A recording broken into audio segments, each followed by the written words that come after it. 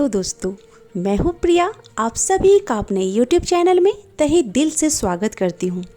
दोस्तों, बहुत से लोगों के मन में यह प्रश्न उठता है कि ऐसी क्या विकट स्थिति आ पड़ी थी कि माता सीता को भूमि में समाना पड़ गया था। क्या इसके अलावा कोई और विकल्प नहीं था? तथा क्या श्री राम इतने कठोर थे कि उन्होंने बार बार माता सीता के चरित्र पर संदेह किया? आज हम आपको इन सभी प्रश्नों के उत्तर देंगे तथा बताएंगे कि आखिर क्यों माता सीता को भूमि में समाना पड़ गया।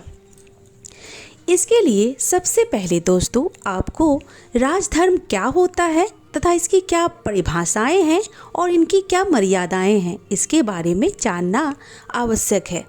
एक राजा प्रजा से बनता है तथा राजा का यह उत्तरदायित्व होता है कि वह हमेशा प्रजा के हित में ही कोई निर्णय ले। चूँकि एक प्रजा के द्वारा ही राजा का चुनाव किया जाता है, तो राजा अपनी सभी निर्णय वही लेने होते हैं। प्रजा के अधिकांश लोगों का मत होता है, अन्यथा उसे राजा रह जाने का कोई अधिकार नहीं होता। इसी को राजधर्म कहा जाता है। दोस्तों, बात उस समय की है जब एक धोबी के द्वारा माँ सीता के चरित्र पर उंगली उठाई गई थी। राजधर्म को मद्देनजर रखते हुए श्री राम ने माता सीता को, जो निर्मल जल की तरह पाक पवित्र थीं, उनका त्याग किए। दोस्तों, ताकि उनके मर्यादा में कोई दाग ना लगे, इसलिए तो उन्हें मर्यादा पुरुषोत्तम भी कहते हैं। जब माता सीता महल से वन के लिए गईं तो वो गर्भवती थीं और महर्षि वाल्मीकि के आश्रम में ही लव और कुश नाम के 2 पुत्रों को जन्म दिया। उन दोनों के बारे में भी आगे चर्चा करेंगे। पहले बात करते हैं कि जब लव कुश बड़े हो गए तब वे दोनों अपने गुरु वाल्मीकि के आदेशानुसार अयोध्या में आए और सभी को रामायण कथा सुनाई। अंत में उन्होंने राज दरबार में स्वयं को श्री राम तथा माता सीता का पुत्र बताया। इसके पश्चात अयोध्या की प्रजा के द्वारा इस पर प्रश्न चिन्ह लगाया गया। श्री राम ने यह जब सुना कि प्रजा के मन में किंतु परंतु जैसे सवाल उठ रहे हैं, तो उस प्रश्न के आगे पूर्ण विराम लगाने के लिए उन्होंने स्वयं सीता को यहाँ आकर इसका प्रमाण देने को कहा तथा अपनी शुद्धता की शपथ लेने का आदेश दिया। उस सभा में उपस्थित गुरुजन और माता सभी का मन विचलित हो गया। साथ ही जब ये बातें माता सीता ने सुनी तो उनका भी मन कुंठित हो गया। इतने वर्षों से अयोध्या की प्रजा के मत को ध्यान में रखकर वे वन में रह रही थीं तथा इसके पश्चात भी उनकी शुद्धता का प्रमाण मांगा जा रहा है। इसलिए उन्होंने इस अपवाद को हमेशा के लिए समाप्त कर देने का निश्चय किया, जिसके आगे कभी यह समस्या खड़ी ना हो। जब माता सीता राज दरबार में पहुंची तो वहां सभी के सामने उन्हें अपनी शुद्धता की शपथ लेने को कहा गया।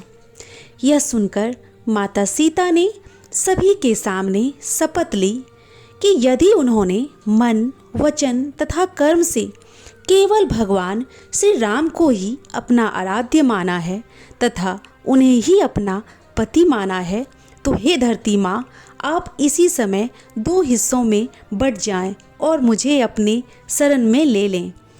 यह सुनकर एक जोरदार गर्जना हुई और धरती 2 हिस्सों में बट गई। उसमें से धरती माँ अवतरित हुई और दोस्तों, माता सीता को अपने साथ ले जाने के लिए प्रस्तुत हुई। जाने से पहले माता सीता ने सभा में उपस्थित गुरु वशिष्ठ, विश्वामित्र तथा अन्य गुरु पूज्य माताएं कौशल्या, केकई तथा सुमित्रा व अपने पिता जनक को प्रणाम किया तथा उनका आशीर्वाद लिया। सभी ने दुखी हृदय के साथ माता सीता को आशीर्वाद दिया।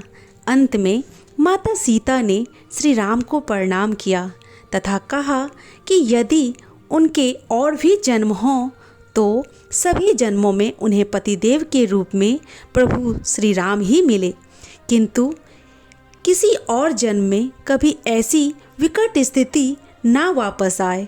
अंत में दोस्तों माता सीता ने श्री राम के चरणों में अपना अभिवादन किया।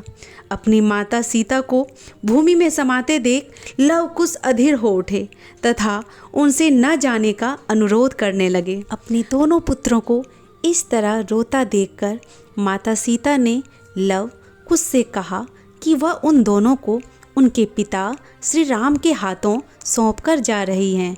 माता सीता को भूमि में समाते देखकर अयोध्या की प्रजा को भी अपनी भूल का अनुभव हुआ तथा उन्होंने माता सीता से क्षमा याचना की। माता सीता ने भी उन्हें क्षमा कर दिया और उन्हें अपना आशीर्वाद दिया। और इसी प्रकार दोस्तों माता सीता ने स्वयं के लिए उपजे इस विवाद कलंक को हमेशा के लिए शांत कर दिया। माता सीता की धरती में समाने के बाद प्रभु राम का क्या हाल हुआ और लव कुश को कौन कौन से राज्य के कार्यभार मिले आदि बातों को जानने के लिए मेरी अगली वीडियो को जरूर देखें। अगर मेरे चैनल को सब्सक्राइब नहीं किया है तो जल्दी से सब्सक्राइब करें और शेयर करें और हाँ बेल आइकन दबाना ना भूलें, जिससे मेरी अगली वीडियो की नोटिफिकेशन आप तक सबसे पहले पहुंचती रहे। तब तक के लिए बाय बाय।